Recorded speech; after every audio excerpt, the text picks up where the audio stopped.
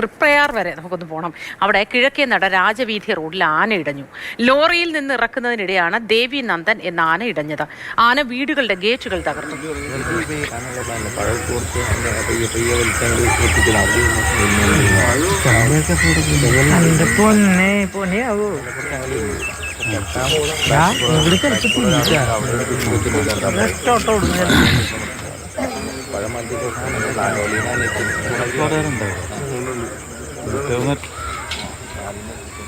Nitin Thomas വിവരങ്ങളുമായി ചേർന്നു. നിതിൻ, ഇടഞ്ഞ ആനയെ ശാന്തനാക്കാൻ കഴിഞ്ഞോ, തളയ്ക്കാൻ കഴിഞ്ഞോ? മോത്തി, ഇതുവരെ ആനയെ തളയ്ക്കാനായിട്ടില്ല. ദേവീനന്ദൻ എന്ന ആനയാണ് ഇടഞ്ഞിരിക്കുന്നത്.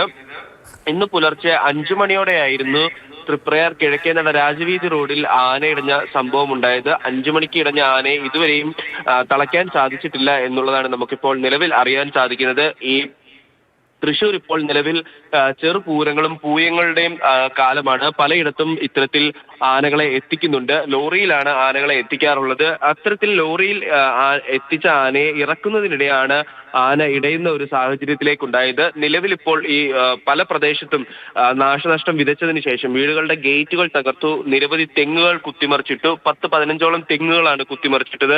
8ഓളം വീടുകളുടെ ഗേറ്റും തകർത്തു എന്നാണ് നമുക്കിപ്പോൾ നിലവിൽ അറിയാൻ സാധിക്കുന്നത്. അതിനുശേഷം ഇപ്പോൾ അവിടെയുള്ള ഒരു വീടിനോട് ചേർന്ന ഒരു പറമ്പിലേക്ക് ആന ഓടിക്കേറി.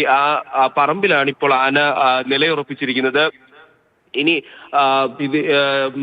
ഇതിന്റെ മറ്റ് വിദഗ്ധർ എത്തിയിട്ട് വേണം ഇത്തരത്തിൽ ഈ ആനയെ തളയ്ക്കാൻ. ശരി, വിദഗ്ധരെത്തിയ ശേഷമാണ് ആനയെ തളയ്ക്കാൻ കഴിയൂ എന്ന് നിതിൻ പറയുന്നു. നിതിൻ, ഈ വിദഗ്ധരെ എവിടെ നിന്ന് കൊണ്ടുവരുമെന്നോ ആര് വരുമെന്നോ തുടങ്ങിയ കാര്യങ്ങളിൽ എന്തെങ്കിലും വ്യക്തത ഈ ഘട്ടത്തിലുണ്ടോ? ഇതുവരെ വ്യക്തത വന്നിട്ടില്ല. ഈ ആനയുടെ പാപ്പാന്മാർ ഉൾപ്പെടെയുള്ളവർ ആ സ്ഥലത്തുണ്ട്. അവിടെ ഇപ്പോൾ ആനയെ തളയ്ക്കാനുള്ള ശ്രമങ്ങൾ നടത്തി വരികയാണ്. ഒരുപക്ഷെ അവരെ കൊണ്ട് സാധിക്കുന്നില്ലെങ്കിലായിരിക്കാം ഈ വിദഗ്ധരെ എത്തുക എന്നുള്ള കാര്യത്തിലേക്ക് കടക്കുക.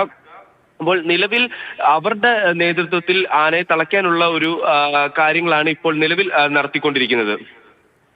ശരി നിതിൻ, സുരക്ഷിതനായിരിക്കും. ഒപ്പം ദൃശ്യങ്ങൾ പകർത്താനായി നമ്മുടെ ക്യാമറമാൻ ഉണ്ടെങ്കിൽ പ്രത്യേകം ശ്രദ്ധിക്കാനും പറയൂ. ആന ഇടഞ്ഞു എന്ന് പറയുമ്പോൾ ആനയുടെ അടുത്തേക്കൊക്കെ പോകുമ്പോൾ ഭയമാണ്. പല ഓർമ്മകളും മനസ്സിൽ കൂടി കടന്നു പോവുകയും ചെയ്യുന്നു.